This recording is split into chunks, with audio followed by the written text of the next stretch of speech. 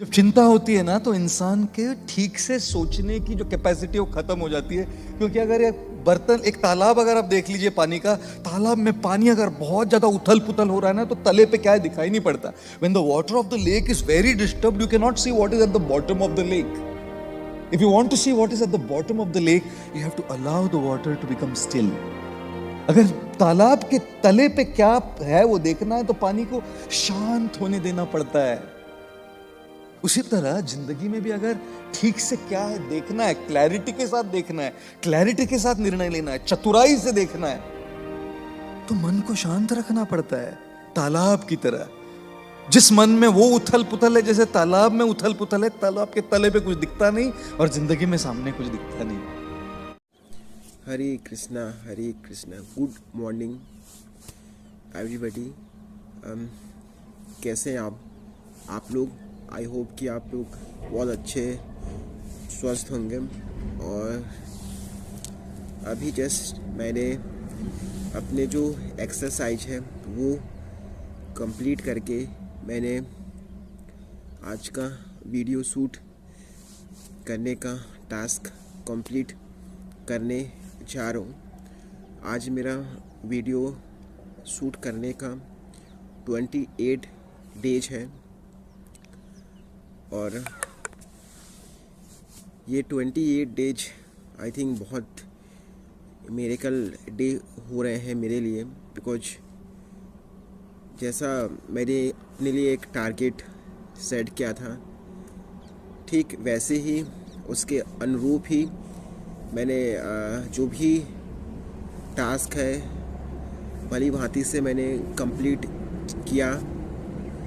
और यहाँ तक कि मुझे खुद के बारे में अच्छे से जानने को मिला कि मेरे अंदर क्या वीकनेस है और क्या स्ट्रॉन्ग जोन है, एंड क्या मैं आगे इन चीज़ों को और इम्प्रूवमेंट कर सकता हूँ। आई थिंक बहुत से ऐसे लोग होते हैं जिनको खुद के बारे में भी पता नहीं होता कि मेरा क्या वीकनेस है एंड क्या मेरे लिए स्ट्रॉन्ग है। पर मैंने खुद के बारे में जान पाया, भले वो 1 मंथ एटलीस्ट लगा मुझे। और आई थिंक जो मेरा वीक जोन है कि मैं और मुझे क्या मेरे अंदर इम्प्रूवमेंट करना चाहिए, डर को कैसे कम किया जाए और जो एंजाइटी लेवल है उसको कैसे रिड्यूस किया जाए। और आई थिंक जो वर्डों किस वर्ड में मुझे कब उसको स्ट्रेच करके बोलना है, ब्रीथिंग कैसे लेना है, मतलब बहुत से ऐसी चीज़ों के बारे में मुझे जानने को मिला जो आई थिंक मैंने इससे पहले कभी खुद के बारे में जान नहीं पाया। और ना जानने की वजह से ही मैं बहुत खुद के अंदर एक गिल्ट फील करने लगा था। लेकिन इन 28 डेज ने मुझे बहुत कुछ जब मैं अपने टास्क संडे यानी 30 को मेरा कंप्लीट होगा 30 डेज, तो आई थिंक ये मेरे लिए बहुत एक चेंजेस हो जाएगा, बहुत कुछ मतलब सीख के जाऊंगा।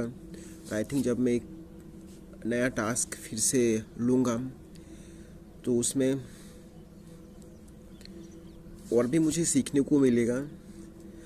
दोस्तों कल मुझे मैं एक फील्ड वर्क से ITI गया था, जहाँ से मैंने 2018 में मैंने स्टडी भी मैंने किया था। तो वहाँ मुझे एक कॉल रिपोर्ट थी, तो वहाँ मुझे वो प्रोडक्ट को रिसीव करना था और वहाँ से उनसे रिसीविंग लेना था।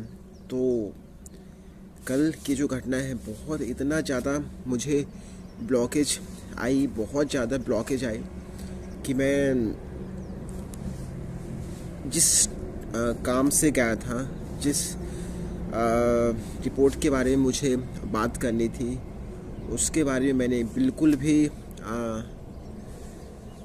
अच्छे से एक्सप्लेन नहीं कर पाया। इतने ब्लॉकेज की मैंने खुद का इंट्रोडक्शन भी ठीक से नहीं दे पाया। खुद के जो इन ब्रीफ में मुझे बताना रहता है कि मैं यहाँ से आया हूँ और मुझे इस काम के लिए भेजा गया है। पर आई थिंक फिर जब मैं वहाँ से बाहर आया तो आई थिंक मुझे लगा कि नहीं यार, बहुत थोड़ी देर गिल्ट फील हुआ।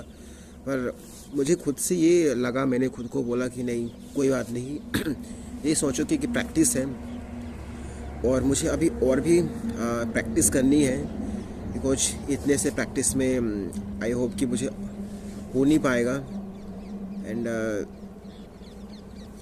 जब इस तरह से और भी चैलेंजेस आते हैं तो लगता है कि और मेहनत करूं और जाके थोड़ा लोगों से डीप बात करूं, कुछ फिर जो ऑफलाइन मोड पे बात करूं, जैसे फेस टू फेस लोगों से बात करूं, ताकि जो भी मेरे अंदर वो एंजाइटी है, डर है, वर्डों के प्रति जो हेजिटेशन है, वो चीज़ मैं कैसे डेवलप करूं, ताकि जो मैं टेक्निक्स आते हैं लेकिन हम लोगों के सामने जब जाते हैं तो उन टेक्निक्स को बोल नहीं पाते, तो हम कैसे वहाँ पर अप्लाई करें, अपने जो माइंडसेट है कैसे उसको कूल रखें। बिकॉज ये पूरा जो खेल है स्टैमिना का, आई थिंक मुझे लग रहा है माइंडसेट का ही खेल है। बिकॉज अगर हमारा माइंडसेट रहता है, बिकॉज मैंने बहुत से जगह ऐसे देखा है कि जब मैं सिंगिंग करता हूँ तो वहाँ मुझे कोई नोटिस ही नहीं कर पाता कि मुझे स्टैमरिंग जैसे कुछ इशू है। लेकिन जब मैं बात करता हूँ तो ऐसा जनरली होता है कि मैं अच्छे से खुद को प्रेजेंट कर नहीं पाता। तो आई थिंक ये एक माइंड, मुझे लगता है, मुझे ऐसा मैंने एक्सपीरियंस किया है कि जो सबकॉन्शियस माइंड में हमारे कुछ जो गलत हैबिट्स है वो स्टोर हो गए हैं, जिनकी वजह से वो चीज़ें हैं मैं अच्छे से उन चीज़ों को प्रेजेंट कर नहीं पाता। और कल फिर जब मैं बाहर आया तो देखा कि नहीं, मैंने खुद को किया कि नहीं और मेहनत करनी है। बिकॉज सिर्फ प्रैक्टिस ही वो चीज़ है जो मुझे एक बेहतर जो स्पीकिंग है मेरी वो बेहतर बना सकती है। और मैं हर दिन, चाहे मेरे सिचुएशन कुछ भी हो, भले नींद आ रही हो, थोड़ा कुछ भी हो, पर मुझे उठना है और प्रैक्टिस मुझे करना है। यही वो प्रैक्टिस है जो मुझे और भी बेहतर मेरे अंदर जो कॉन्फिडेंट है डेवलप कर सकती है। और जब एक बार कॉन्फिडेंट आ गया तो उस चीज़ को सस्टेन कैसे करना है वो भी आना चाहिए, ताकि बहुत से ऐसे लोग मैंने देखा है कि वो ठीक होने के बाद भी स्टैमरिंग करते हैं, बिकॉज ऑफ कि वो उस चीज़ को कंटिन्यू रखते नहीं हैं। आज भी मैंने ऋतिक रोशन का एक इंटरव्यू देखा कि वो आज भी 1 घंटा खुद को इम्प्रूवमेंट करने के लिए वो योगा मेडिटेशन करते हैं। तो ये बहुत बड़ी बात है कि और हमें उन ऐसे पर्सनालिटियों से सीखना चाहिए कि वो आज भी अपने ऊपर काम कर रहे हैं। आइए अब कुछ देर तक भगवत गीता की कुछ चर्चाएं करें। दोस्तों, गीता में अध्याय 15 चैप्टर का नाम है पुरुषोत्तम योग। श्री भगवान वाच, मतलब भगवान कहते हैं, ऊर्ध्व मूल मध्य शाक मस तथम प्राहुर्वयम छंदासी यस्य प्राणानि यस्तम वेद। भगवान ने कहा जाता है कि एक शाश्वत अश्वत्थ वृक्ष है जिसकी जड़ें तो ऊपर की ओर है और शाखाएं नीचे की ओर है, तथा पत्तियां वैदिक स्रोत हैं। जो इस वृक्ष को जानता है वह वेदों को भी जानता है।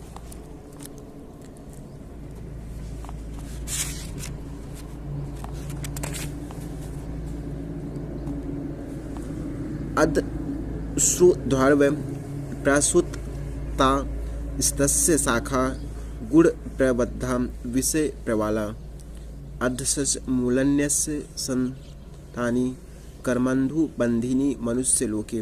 इस वृक्ष की शाखाएं ऊपर तथा नीचे फैली हैं और प्रकृति के तीनों गुणों द्वारा पोषित है। इसकी टहनियाँ इंद्रिय विषय है। इस वृक्ष की जड़ें नीचे की ओर भी जाती है जो मानव समाज के सकाम कर्मों से बंधी हुई है। इसका तात्पर्य है कि जो अश्वत्थ वृक्ष की यहाँ और भी व्याख्या की गई। इसकी शाखाएं चतुर्दिक है, फैली हुई हैं। निचले भाग में जीवों की विभिन्न योनियां हैं, यथा मनुष्य, पशु, घोड़े, गाय, कुत्ते, बिल्लियां आदि हैं। ये सभी वृक्ष की शाखाओं के निचले भाग में स्थित हैं, लेकिन ऊपरी भाग में जीवों की उच्च योनियां हैं, यथा देव, गंधर्व तथा अन्य बहुत सी उच्चतर योनियां। जिस प्रकार सामान्य वृक्ष का पोषण जल से होता है, उसी प्रकार यह वृक्ष प्रकृति के तीनों गुणों द्वारा पोषित होते हैं। न रूप मस्ये तथो पल्ल भयते नान्तो न चार्दिन चा सम प्रतिष्ठा अश्वत्थ मेनो सुदृढ़ मूल मसंग सत्रिण दृढ़ेन छित्वा तत्पदम तत्परिमार्गितत्वम यस्मिन् गत्वा न निर्वन्ति भुव तमेव चाद्यम पुरुषम प्रपद्ये यथा प्रवृत्ति प्रसूता प्राणी। इस वृक्ष के वास्तविक स्वरूप का अनुभव इस जगत में नहीं किया जा सकता। कोई भी नहीं समझ सकते इसका आदि कहाँ है, अंत कहाँ है और इसका आधार कहाँ है। लेकिन मनुष्य को चाहिए कि इस दृढ़ मूल वाले वृक्ष को विरक्ति के शस्य से काट गिराए। तत्पश्चात उसे ऐसे स्थान की खोज करनी चाहिए